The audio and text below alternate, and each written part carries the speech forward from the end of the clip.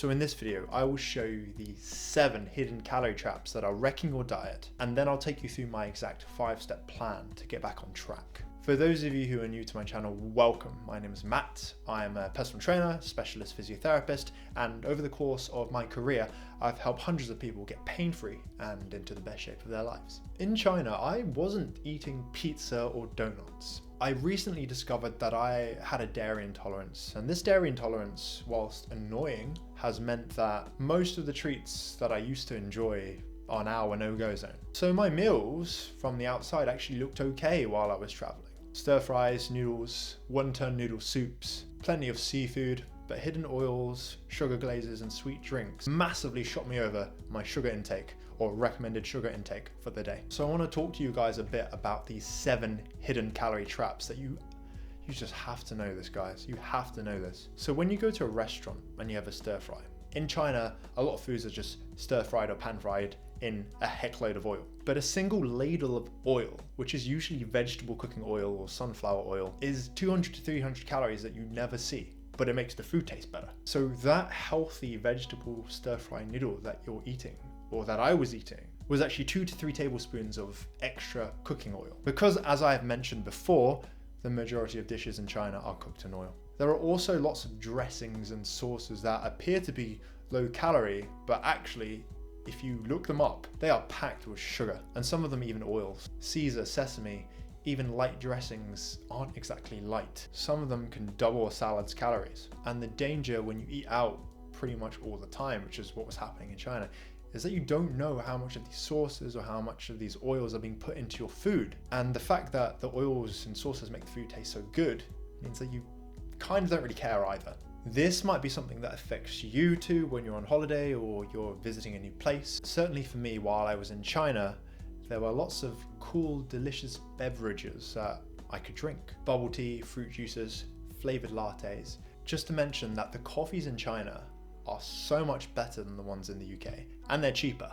£2 or £3 for a coffee, whereas like £6 here. And especially when you go to a hotter climate like Shanghai, you're gonna be drinking more iced coffee, iced bubble tea, stuff like that, which is filled with sugar, liquid sugar that bypasses satiety or fullness. So unfortunately, my refreshing iced tea was actually higher in sugar than a can of soda.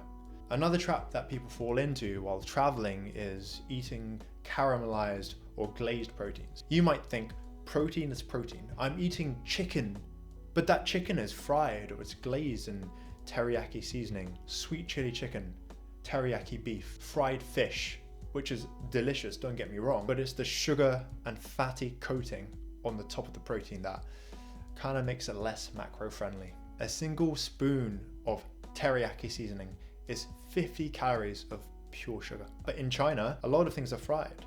The chicken, the beef, the fried prawn dumplings, which again are mouth-wateringly delicious. You've also got tempura, crispy wontons. These are tiny pieces that don't really fill you up, but they soak up oil. 5 dumplings could be 400 calories before the dipping sauce. And most of those calories are going to come from fat and carbs, and less of it's going to actually come from protein. Now, one thing about China is they also love their peanut satay sauces. And on paper, you think peanut sauce, peanut butter, it's healthy, right? Healthy fats, healthy proteins, kind of not really that much protein, but still healthier than other sauce variations. Until you realize that 2 tablespoons of peanut sauce is 180 calories of pure fat. And the 7th hidden calorie trap that you have to be aware of when you're traveling to places like China, or other parts of Asia where there is delicious food, is the bread and butter combos. Steamed buns, bread baskets, pastries. The Chinese are known for their steamed buns. Their char siu bao or char siu su, they look innocent.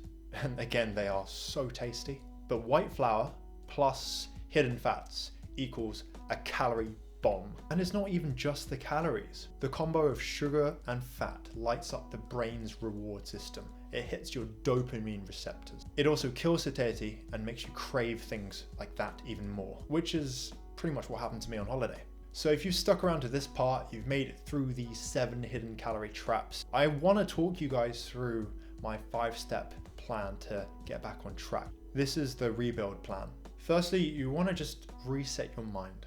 You haven't necessarily put on a lot of fat. Yes, you've gained 1 to 2 kilos, but most of it is through water retention and excess sodium, right? Because the Chinese put a lot of sodium in their food, but also they put a lot of MSG, and this makes you cling onto water and it makes you bloated. The second step is identifying the hidden traps, which we have already done. Half of the battle is knowing your enemy, and in this case, our enemy is sugar and fat. Step 3 is to rebuild your anchor meals: potatoes, lean grilled proteins, noodle soups, and vegetables. So when I got back from China, the first thing that I ate in the morning was nothing. I drank plenty of water with a bit of pink Himalayan sea salt and some lemon. I then had a black coffee around 60 to 90 minutes after waking up, and I pushed my first meal back to around 12 p.m. Then for my first meal, I had a 3-egg omelette with about 125 grams of white rice or white basmati rice. And then I made myself a protein shake with 30 grams of spinach, 200 grams of frozen and strawberry and banana smoothie mix, 30 grams of Impact chocolate whey isolate, 300 milliliters of oat milk, and blended it together. And there you go, Bob's your uncle. I had my protein shake. This is typically my first meal that I eat basically every single day except maybe Sunday. I would say this is my key anchor meal. The second meal that I have a few hours after that is usually some sort of sandwich with a lean protein source, either chicken slices or tuna and sweet corn with a bit of mayo plus some fruit. This powers me through my workout if it is a workout day, but even if it isn't, even if it's a rest day, it powers me through for the next 4 hours before I have my biggest meal, which is dinner. And normally for dinner, I let myself go a little bit more. I let myself have more of what I like to eat. But because I'd been in China and I'd been eating whatever I wanted, I actually had this desire to eat healthier. So instead, I did actually end up ordering some food from the Turkish restaurant near where I live. 3 grilled chicken legs, a little bit of flatbread, a little bit of rice, plus salad. The third meal typically is one that changes, but on this particular occasion when I was trying to get back on track, I made it healthier, I made it cleaner, and as a result, I slept really well, and I woke up the next day ready to do it all again with the nutrition plan. So as I briefly talked about the short-term structure, immediately after coming back from China, I focused on eating sufficient protein, plenty of vegetables, hydrating with 3 to 4 liters of water per day. I gave myself 72 hours as a reset window to feel wins and see visual progress when I dropped that extra water weight and ended up looking a bit leaner again. And you might say, that sounds really boring. When can we add in the fun third meal, which I preach in all of my videos? You know, I pride myself on the fact that I do have a fun third meal. I have a fun dinner, and I get my clients to have a fun dinner while dropping fat or dropping weight. That's how I help all my online clients feel like they're in control, but also that they aren't suffering while they're dieting. So absolutely, flexibility is important, but it has to be gradual. After the first 3 to 4 days, I'll add back in those social meals when my hunger and my energy stabilizes, when the leptin levels have reset, when the dopamine levels have reset, and I'm not craving sugary, battered, fried foods again. That way, a bubble tea or a night out at a restaurant will not derail me.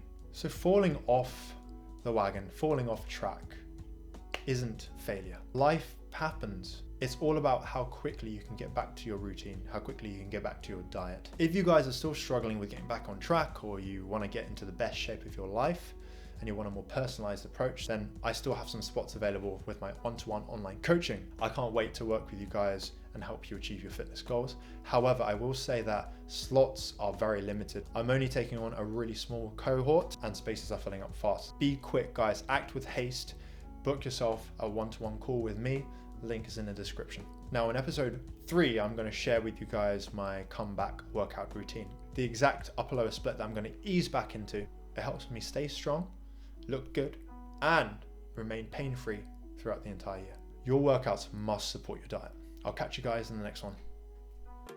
I'm on my own, broken alone. I feel the rain crashing down all around this empty town. I'm searching for the lost and found.